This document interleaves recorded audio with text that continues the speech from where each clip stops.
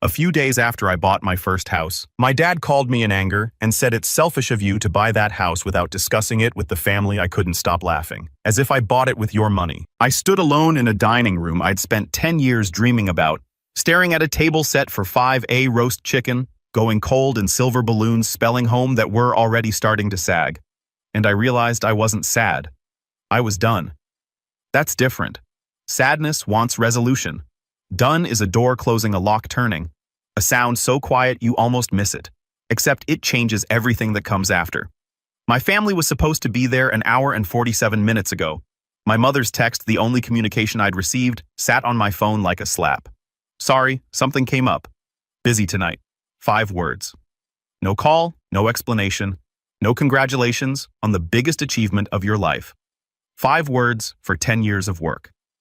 I put my phone face down on the counter. Then I picked up the lemon tart I'd spent 3 hours making from scratch. My grandmother's recipe, the one I'd learned at 13, the one I'd thought might make my mother smile, and I dropped it into the trash. The thud it made was the most honest sound I'd heard all night. My name is Madison Carter. I turned 30 the March before I bought that house. And I'd spent nearly my entire 20s building toward one single specific, almost embarrassingly concrete goal. Owning a robin's egg blue house with a white fence and an oak tree in the front yard. I know how that sounds. Believe me, I've heard every version of it. That's not a financial plan. That's a Pinterest board. You're 30 and you've never been to Europe. Live a little Maddie. That last one was my brother Kevin's favorite. Kevin, who was 33, who'd never had a savings account that lasted longer than a season, who cycled through apartments the way other people cycled through Netflix shows. Kevin, who once told me at Thanksgiving in front of our parents, our aunt, our cousin, that I treated money like a religion and fun like a sin. Everyone laughed. I smiled. I went home that night and transferred another $1,200 into my house fund. Here's what they never saw. The $38,000 I'd saved by age 25 while working help desk at an IT firm in Raleigh, a city where I knew exactly no one. The $16 an hour starting wage that I'd clawed up to $31 by switching companies twice, getting 2 certifications, CompTIA Security Plus, and AWS Solutions, Architect, and saying yes to every overnight shift nobody else wanted. The studio apartment I lived in for 4 years that was so small, I could touch both walls if I stood in the middle and stretched out my arms. The used 2014 Honda Civic I drove until the odometer read 187,000 miles. The meal prep Sundays, the library books instead of streaming subscriptions. The discipline that looked from the outside like deprivation. It wasn't deprivation. It was architecture. I was building something. And on March 22nd at 2:15 p.m., sitting in a title company conference room in Asheville, North Carolina, I signed my name 43 times, handed over a cashier's check for $47,600. My down payment, no co-signers, no family money, not a single dollar I hadn't earned. And the attorney, a woman named Diane Prescott, slid a single brass key across the table and said, "Congratulations, Miss Carter. It's yours." I held that key in my palm, and I felt the weight of a decade lift off my chest. The house was $289,000, a 3-bedroom craftsman bungalow on Laurel Ridge Drive with robin's egg blue siding, a white picket fence, hardwood floors, a wraparound porch with a swing, and I swear this is true, a 70-year-old oak tree in the front yard that looked exactly like the one I'd drawn in colored pencil when I was 9 years old. I still have that drawing. It's in a frame now hanging in the hallway. The first thing I wanted to do was share it. Not on social media, not with coworkers, with my family. I know how that sounds given what happened. But you have to understand the wanting wasn't rational. It wasn't strategic. It was the same instinct that makes a kid run inside after catching a firefly. Look what I found. Are you watching? I'd been running inside my whole life with my hands cupped around something glowing. And every time my family would glance up, shrug, and go back to whatever they were doing. But this time would be different. That's what I told myself. This time, the thing in my hands was too big to ignore. So I sent a message to the family group chat. Me, my parents, Sharon and George and Kevin. I typed it carefully. I included a photo of me standing on the porch holding the keys, smiling so hard my face hurt. Hey everyone, I officially closed on the house today. I'm hosting dinner this Saturday at 7 o'clock to celebrate. I'd love for you all to be there. Address below, it would mean the world to me. My mother replied, "Oh, wow, okay." Kevin sent a thumbs up emoji. My father didn't respond at all. I told myself that was fine, that they'd come, that showing up was what mattered, not the texting. Saturday arrived. I cooked all day, roast chicken with thyme and lemon, my father's favorite. garlic mashed potatoes, green beans with almonds, homemade rolls, the lemon tart. I set the dining table with plates I'd bought specifically for this night. White ceramic, nothing fancy, but new clean mine. I bought flowers, yellow tulips, and put them in a glass pitcher because I didn't own a vase yet. I lit candles. I hung the silver balloons. I even put a playlist on my Bluetooth speaker. Soft jazz, the kind my mother used to play in the kitchen when I was small, back when the kitchen still felt like a safe place. By 6:30, the house smelled incredible. The table looked like something from a magazine. If the magazine was for people who had more hope than sense. At 7 I sat down. At 7:05 I checked my phone. Nothing. At 7:15 I texted, "Hey, dinner's ready whenever you guys get here." No reply. 7:30. My knees started bouncing under the table. The candles had burned down a quarter inch. The chicken was cooling. I adjusted the tulips twice. 7:45. I called my mother. It rang 4 times and went to voicemail. I called my father. Same. I called Kevin. He picked up on the 3rd ring. I heard background noise, a bar maybe, music, laughter. "Hey, Maddie, what's up? Dinner at my house tonight." A pause. The kind of pause that tells you everything before the words do. "Oh yeah, I think Mom said something came up. I figured it was pushed." "Who pushed it? I didn't push it."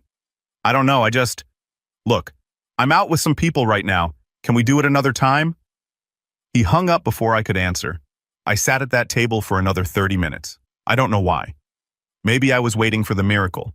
Maybe I was letting the last thread of something, hope, probably unspool completely so I could see exactly how long it was. Exactly how thin. At 8:15, my mother's text arrived. "Sorry, something came up busy tonight." I read it 3 times. Then I stood up, blew out the candles, and started cleaning. I cleaned the way I do everything thoroughly, systematically without stopping. I wrapped the chicken in foil. I poured the mashed potatoes into a container. I washed every dish by hand because the dishwasher hadn't been connected yet. I swept the floor. I pulled down the balloons one by one, and the soft hiss of escaping helium sounded like the house exhaling. I didn't cry. I want to be clear about that. I've seen people describe moments like this, and they always say they cried. I didn't. My body did something else, something flatter. My hands went numb at the fingertips. My chest felt hollow, like someone had reached in and scooped out the center. Not dramatic, just empty. I've since learned there's a clinical term for it. Dr. Renee Hollis, a licensed therapist I started seeing 2 months later, 12 years of practice specializing in family systems and adult children of emotionally neglectful parents, called it effective shutdown. She said, "It's what happens when the emotional system has been overloaded so many times that it stops registering new injuries in real time. Your body knew before your mind did." She told me it had already started protecting you. At 11:48, there was a knock at my door. I opened it to find Amber, Kevin's girlfriend of about 6 months, standing on my porch holding a grocery store sheet cake in a plastic shell. The frosting said, "Congrats" in blue letters that were already smudging. "Hey," she said. I thought someone should bring something." I let her in because I didn't have the energy to not let her in. We sat in the living room. She ate a piece of cake. I didn't. She told me the house was really cute and asked about the neighborhood. I gave short answers. Then I asked the question that had been sitting in my throat for hours. What came up? What was so important? Amber looked at her Kate. She pressed a crumb flat with her fork. "I don't think anything came up, Madison." Silence. "Kevin was at Darcy's watching the game. Your mom posted on Facebook around 6. She was at some craft fair in Briard. I don't know about your dad." So there it was. Not emergencies, not conflicts, not something came up, just not caring enough. My brother was watching a game. My mother was at a craft fair. My father, who never responded to the original message, was wherever fathers go when they've decided their daughter's life isn't worth the drive. Amber left around midnight. I locked the door, walked upstairs to my bedroom, the room I'd imagined sleeping in for years, and lay on the bare mattress because my sheets were still in a box somewhere. The ceiling was white, perfect, untouched. I stared at it until 3 a.m. And somewhere in those hours, something inside me shifted. Not cracked, shifted like a bone that had been slightly out of alignment for 30 years and finally audibly clicked into place. At 6:14 the next morning, my father texted me, "We need to talk about the house." Not, "Sorry we missed dinner." Not, "Congratulations." Not, "I'm proud of you." "We need to talk about the house." My stomach dropped. Not because I was scared, because I already knew the way you know a storm is coming before the sky changes, that whatever he wanted to talk about wasn't going to be about celebrating what I'd built. I didn't respond. Not yet. Instead, I made coffee in my new kitchen, sat on my porch swing, and watched the oak tree catch the morning light. I breathed. I let the silence do what silence does when you finally stop filling it with other people's noise. Then I called my father back. What he said calmly in that measured, neutral tone he'd perfected over decades of staying technically uninvolved was this. Your mother and I have been talking. We think it's a bit much what you did, buying a house without discussing it with the family. Kevin's been struggling, and seeing you post something like that, it's not sensitive. Madison, we think you should be more mindful of how your choices affect other people. I held the phone away from my ear for a moment. I looked at the oak tree. I looked at my house that I had earned with a decade of work that none of them had ever acknowledged. So I said slowly, you didn't come to dinner because you think I shouldn't have bought a house. That's not what I said. And the reason you're calling me the morning after is not to apologize for not showing up, but to tell me I should feel bad about succeeding because Kevin hasn't. Madison, don't twist. Dad, I need to ask you something, and I need you to be honest. When I sent that photo of me on the porch holding the key, did you feel happy for me, even for a second? The silence lasted 4 seconds. I counted. That's not the point, he said. That was my answer. I want to say I handled what came next with grace and maturity. That would be a lie. What I did was go to the hardware store, buy a piece of cedar board and a wood-burning kit, and spend an hour carefully burning the following words. No family discounts, no family visits, no exceptions. I hung it on my front gate. I took a photograph and I posted it to Facebook, Instagram, and Twitter with the caption, "My house, my rules." Was it petty? Probably. Was it dramatic? Absolutely. Was it the most honest thing I'd ever done in 30 years without question? The post went up at 11:30 a.m. on a Sunday. By 6 p.m., it had 4,200 shares.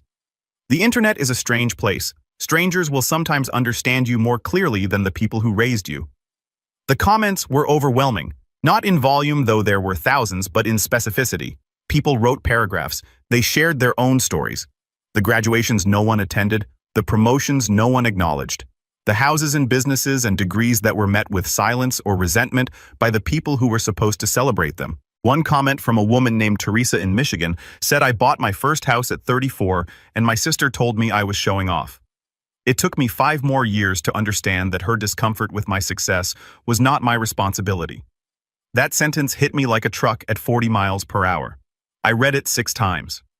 Meanwhile, my phone was ringing. My mother called 4 times between noon and 3 p.m. I didn't pick up. Kevin texted, "What the hell, Maddie? Take that post down." Then, 20 minutes later, Mom is crying. "Are you happy now?" My father called once at 4:17 p.m. I let it ring. He left a voicemail that I saved and later gave to Dr. Hollis, in which he said, his voice tight with controlled anger, "You are embarrassing this family. This is not how we raised you. If you don't take that down by tonight, your mother and I will have to reconsider our relationship with you. Reconsider our relationship as if they'd ever had one with me in the first place. As if showing up to a dinner, a graduation, a life was something they'd been doing all along, and I was the one rocking the boat." I saved the voicemail. I didn't take the post down. Monday morning, my phone rang at 7:02, a number I didn't recognize. I almost didn't answer, but something made me. "Ms. Carter, my name is Janet Bowl. I'm a reporter with the Asheville Citizen-Times. I saw your post. It's trending locally. Would you be willing to talk about it, Janet Bowl? 11 years in local journalism. Pulitzer nomination in 2019 for a series on Appalachian housing inequality." She wasn't sensational, she was thorough. I said yes. Janet came to the house that Tuesday. She sat on my porch swing, drank coffee from a mug I'd bought at the dollar store, and listened for 90 minutes while I told her everything. Not just the dinner, the decade, the savings, the sacrifice, the family that treated my ambition like an inconvenience and my success like an insult. She asked for documentation. I gave her everything. Bank statements showing a decade of consistent deposits. The closing documents from Diane Prescott's office, pay tabs from my IT jobs, the screenshots of the family group chat, my invitation, their non-responses, the texts afterward, my father's voicemail, Kevin's messages, all of it. Janet's article ran the following Thursday. The headline, "She saved for a decade, bought her dream home, and her family didn't show up. Then the internet did. It went viral within 12 hours. Here's where things escalated beyond anything I could have predicted. After the article, I started getting messages not from strangers this time, but from people in my family's orbit, cousins I hadn't spoken to in years. Old family friends, people who had watched the dynamics play out for decades and never said anything. My cousin Rachel, my father's brother's daughter, someone I'd been close to as a child before the families drifted apart, sent me a long email. I read it sitting at my kitchen table at 10 p.m. on a Friday night, and by the time I finished, my hands were trembling. Rachel told me things I'd never known. She told me that my parents had taken out a $15,000 loan to help Kevin with a down payment on a condo 3 years earlier, a condo he'd defaulted on within 18 months. She told me that my mother had organized a surprise party for Kevin's 30th birthday at a restaurant that cost $2,200 paid for by my parents. She told me that when I'd graduated from college, my parents had told extended family that I'd finally finished, as though it had taken me longer than expected. When in fact, I'd graduated on time with a 3.7 GPA while working 25 hours a week. But the part that made my chest tighten, the part I had to read standing up, because sitting felt like drowning, was this. Your mom told my mom about 2 years ago that she was worried about you. She said you were obsessed with this house idea and that it was unhealthy. She said she hoped you wouldn't actually buy one because it would make Kevin feel worse about himself. Madison, she literally hoped you would fail so Kevin wouldn't feel bad. I put my phone down. I walked to the bathroom. I ran cold water over my wrists, a trick Dr. Hollis had taught me for when anxiety turns physical. I stood there for 5 minutes breathing, letting the water run, letting the truth settle into the exact shape it had always been. But I'd been too loyal to see. My mother hadn't missed my dinner because she was busy. She'd missed it because she resented the reason for it. I forwarded Rachel's email to Dr. Hollis. We had an emergency session that Monday, video call 7:30 a.m. before my work shift. Dr. Hollis didn't seem surprised. She rarely did. That was one of the things I appreciated about her. She treated revelations not as shocks, but as puzzle pieces clicking into existing patterns. Madison, what you're describing is a well-documented family dynamic, she said. In family systems theory, we call it the identified patient model. But in your case, it's inverted. You're not the family member who's struggling and being scapegoat for it. You're the family member who's succeeding, and the family system can't accommodate that because it threatens the existing hierarchy. She paused. Your brother Kevin is what we'd call the golden child, not because he's successful, but because his dependency serves your parents' need to be needed. Your success doesn't just challenge Kevin, it challenges their entire identity as parents. If you can thrive without them, what does that say about the help they gave Kevin? I thought about that for a long time. It says the help didn't help. I said, it says the help was never about Kevin at all. She said the crisis peak came on a Wednesday, 6 weeks after the dinner. I was at work. I'd been promoted to a senior systems administrator role by then. $74,000 a year, full benefits. When I got a call from a number I recognized, it was Thomas Dunlap, the real estate attorney who'd handled my closing. 15 years in real estate law partner at Dunlap and Faraday. Madison, I need to ask you something and I don't want you to panic. My stomach hit the floor. Has anyone in your family recently made inquiries about your property deed?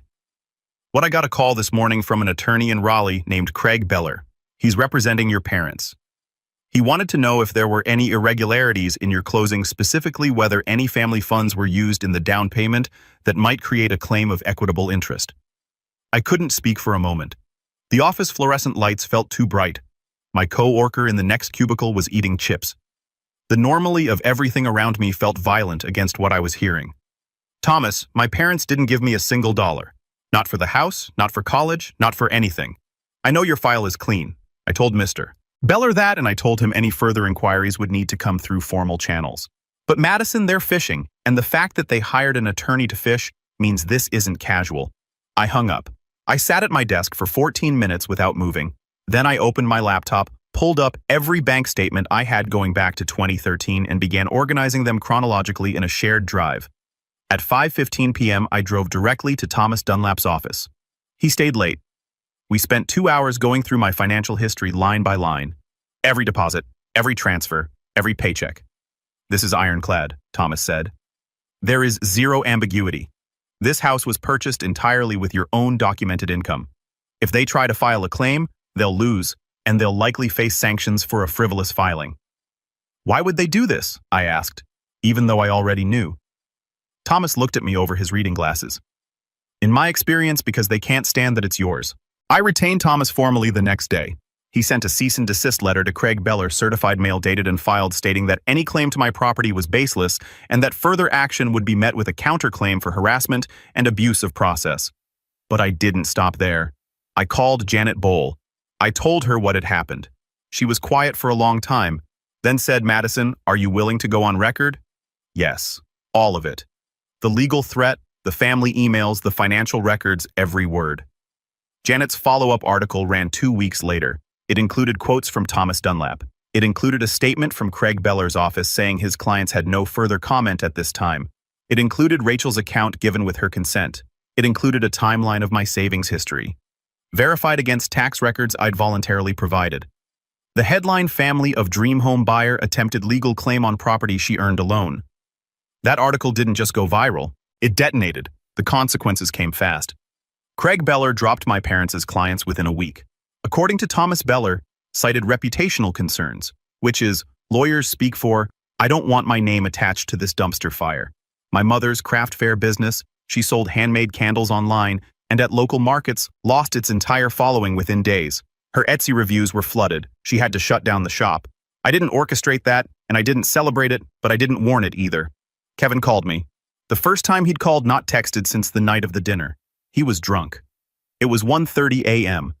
His voice was thick, wavering between anger and something that might have been shame if he'd known what to do with it. "You ruined everything, Madison.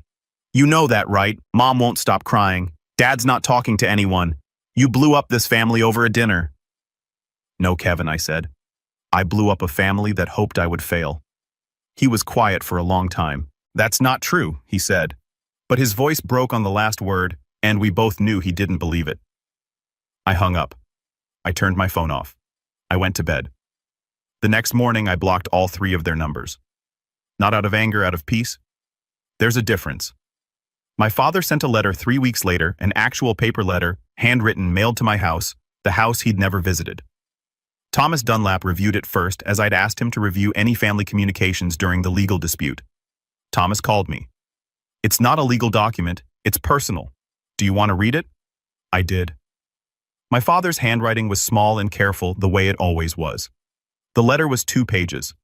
It said in various ways that he was sorry that he hadn't understood how his silence had felt, that my mother's behavior was not something he agreed with, but that he'd failed to intervene, that he was proud of me, that he always had been. I read it twice. I put it in a drawer. "Doctor Hollis asked me how I felt about it. I believe he's sorry," I said. "But being sorry and changing are different things, and I've spent 30 years waiting for change that never comes. What do you want to do?" "Nothing. For now, I want to do nothing and see how that feels." It felt like freedom. The months that followed were the quietest and fullest of my life. I didn't reconcile with my family. I didn't shut the door permanently either. I just stopped performing, stopped reaching, stopped setting tables for people who wouldn't come. And in the space that opened up, other people arrived. My neighbor Dale, a retired electrician, 72 years old, showed up on my porch one Saturday morning with a pecan pie and said, "I read about you in the paper." My daughter went through something similar. Welcome to the street. A woman from my office named Priya started coming over for weekend coffee. Then her husband, then their kids, then another neighbor. Then a woman from my running group who'd just gone through a divorce and needed somewhere to sit that wasn't her empty apartment. The kids on the block started coming by after school. I don't know how it started. I think one of them saw me setting up my laptop on the porch and asked what I was doing. I said coding. They asked if I could teach them. I said, sure. Within a month, I had 4 kids sitting on my porch every Tuesday and Thursday learning basic Python on borrowed Chromebooks. I taught them loops, variables, simple games. One of them, a 12-year-old named Marcus who reminded me so much of myself at Hurt, built a functioning calculator in 3 weeks. He showed his mom. She cried. She brought me tamales. I cried. That's the thing nobody tells you about building a life for yourself. It doesn't stay empty. If you build it with honesty, the right people find their way in, not because you beg them, not because you set a perfect table and held your breath.